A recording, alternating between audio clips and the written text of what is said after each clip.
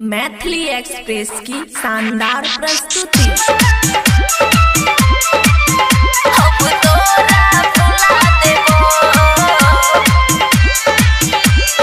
DJ Manish Raxaul, खुशी recording studio बलुआहा।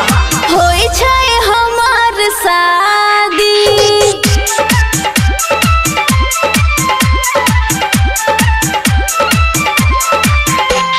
होई छै हमार शादी, मंगिया सजा लेबो, करी है ने याद यरवा रे, अब तोरा भुला देबो, करी है ने याद यरवा रे, अब तोरा भुला देबो।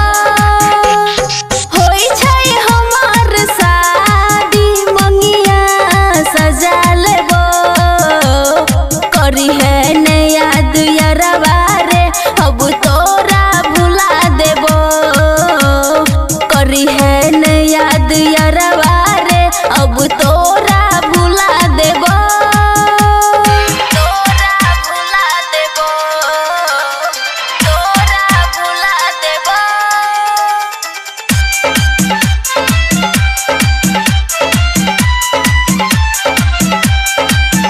अब तोरा भुला देबो।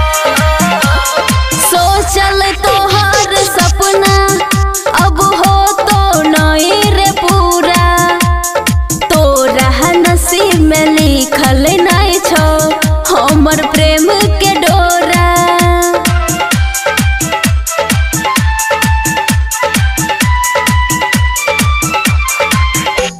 सोचल तोहर सपना अब हो तो नहीं रे पूरा, तोरा नसीब में लिखल नहीं छो हमर प्रेम के डोरा, हमर प्रेम के डोरा।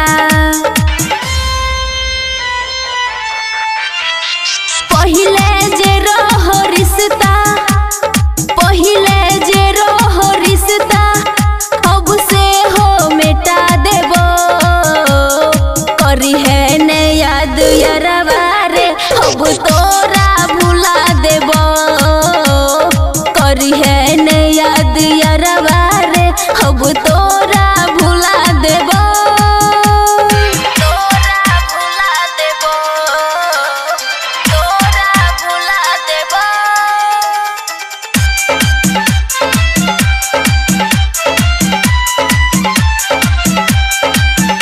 अब तोरा भुला देबो। डीजे मनीष रक्सौल,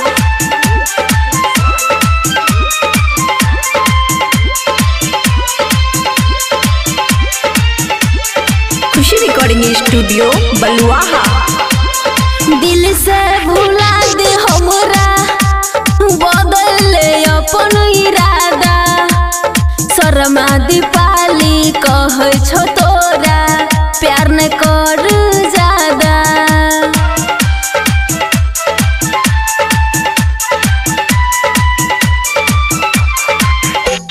दिल से भुला दे हमरा, बदल ले अपन इरादा, शर्मा दीपाली कहे छो तोरा प्यार न कर ज्यादा, प्यार न कर ज्यादा। राइटर इंदर यरवा, राइटर इंदर यरवा, सपना से हटा देबो, करी है ने याद यरवा रे, अब तोरा भुला देबो, करी है ने याद यरवा रे, अब तोरा भुला देबो। खुशी रिकॉर्डिंग स्टूडियो बलुआहा।